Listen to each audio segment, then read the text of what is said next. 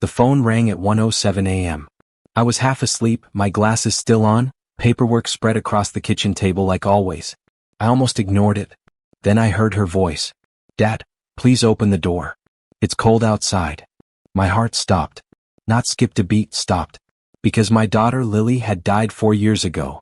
Car accident. Rang. Twisted metal. A doctor who wouldn't meet my eyes. I'd identified her body myself. I'd buried her. I'd stood in the rain and promised I'd never forget her voice. And now it was on the phone. Exactly the same. Small. Shaking. Afraid. My hands started to tremble. "Lily?" I whispered. There was a pause. Then a soft sob. "Dad, I'm at the gate. Please. I don't want to be alone." The line went dead. I ran. Barefoot. No coat. I didn't even turn on the lights. I threw open the front door and the cold air slammed into my chest. Frost clung to the grass. The street was empty. Then I saw her. Standing by the iron gate. Same height. Same hair pulled into a messy ponytail. Same blue jacket she wore the day she died. She looked thinner. Paler. Her eyes met mine. "Dad?" she whispered again. "Help me." Every instinct screamed run. Every part of me that had been a father screamed louder. I took one step forward. And that's when I noticed something that made my blood turn to ice. She had no shadow. I stood frozen on the porch, barefoot in the frost, watching the girl I buried 4 years ago stare at me like she'd never left. But she had. I saw her coffin lowered. I touched her frozen hand in the hospital morgue.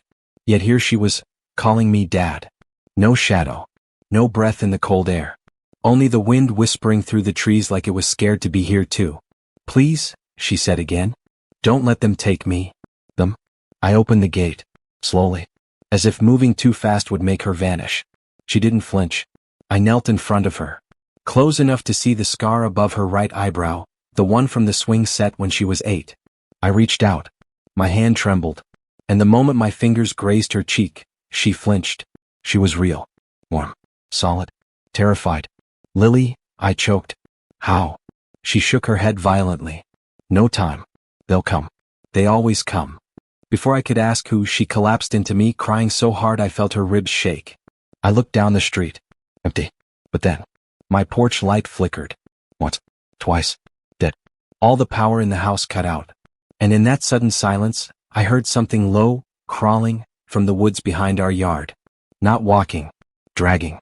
And Lily gripped my coat tighter. "They found me, Dad. They know I told you." I slammed the gate shut, locked it, and half-carried Lily up the porch steps. The power was still out, and the only light came from the full moon glowing like a watchful eye above us. Inside, I lit the emergency candle by instinct. My hands were shaking so badly I nearly dropped it. Lily sat on the couch, knees pulled to her chest, whispering something over and over.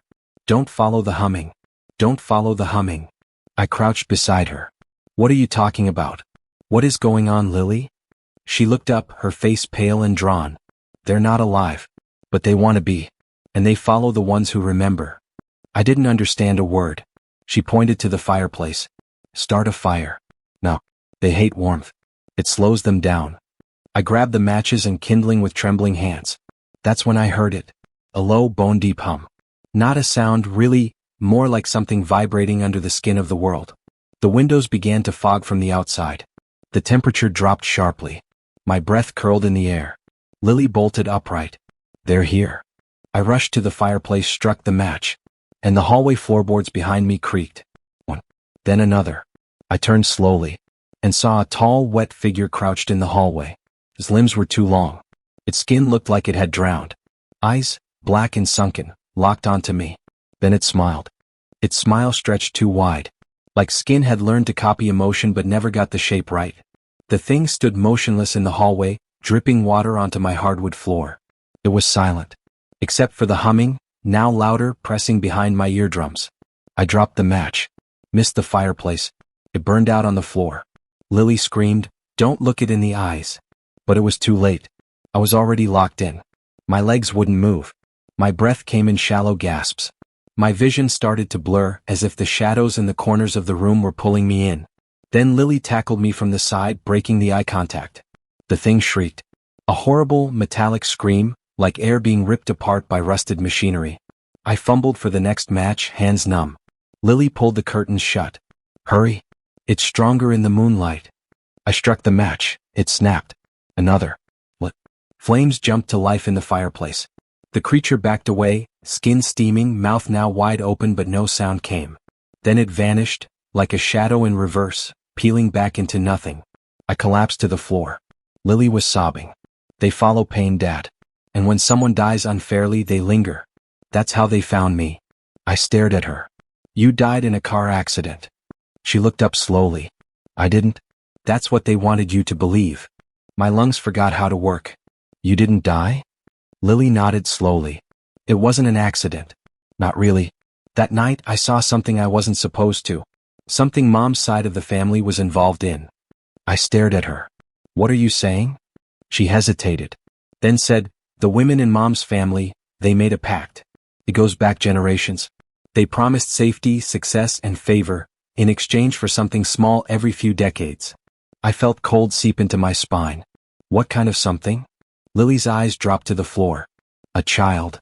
The room was silent except for the fire cracking. I was never supposed to be born, Dad. I broke the balance. So when I turned 14, they tried to fix it. They staged the accident. But I escaped, barely. I staggered back trying to make sense of it. The crash. The body they found. Wasn't me. They found someone else in the river. They thought it was me. And I let them believe it, because if they knew I was alive, they'd finish the job, I whispered. She nodded.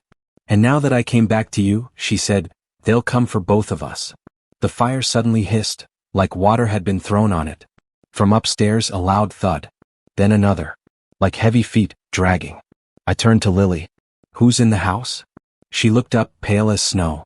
They are. I grabbed the fire poker and motioned for Lily to stay low. The thuds upstairs grew heavier. Slower. As if whatever was up there was deciding which step to take next. Then it stopped. Total silence. I crept toward the base of the stairs, every hair on my arm standing on end. Don't go up there, Lily whispered. It's not human anymore. I turned to her. Then what is it? She opened her mouth but never got to answer. Because the ceiling above us began to drip. First a little. Then streams. Black, oily water poured through the cracks, running down the walls, soaking the photos, crawling across the floor like a living thing. My wife's face in our wedding photo, gone as if it had been erased. I pulled Lily behind me and backed into the kitchen. Suddenly, the fridge slammed open. And there, folded inside like a grotesque puppet, was my mother-in-law. Mouth open. Eyes wide. Bones bent wrong. But breathing.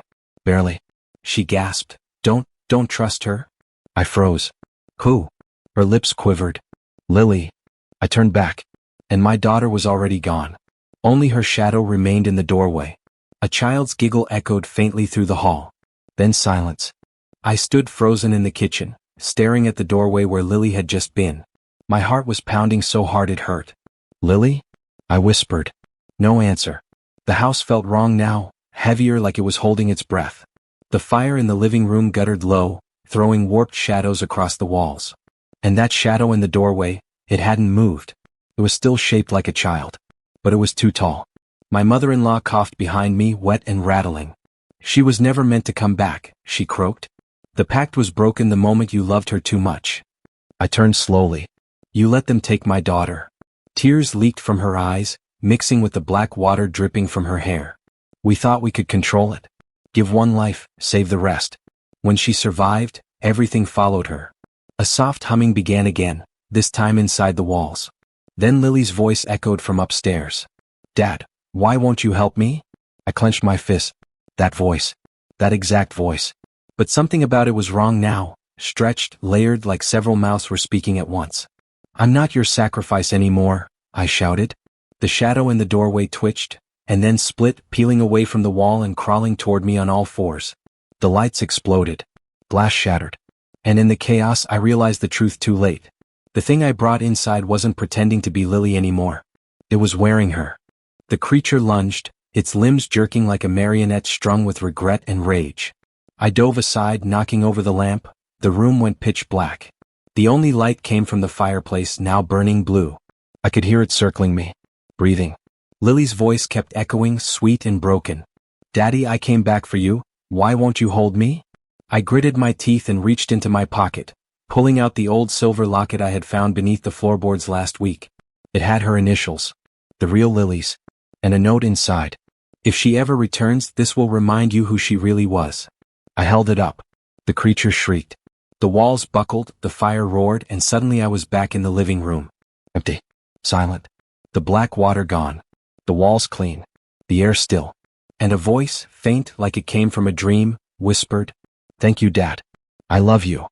I fell to my knees, the locket clutched in my fist, tears breaking loose. For the first time in years, I wasn't afraid. I buried the locket under the cherry tree in our yard the next morning. And every now and then, when the wind is just right, I hear her laugh. Not the twisted echo from the shadows, but my real Lily. And I know she's safe. From them. Forever.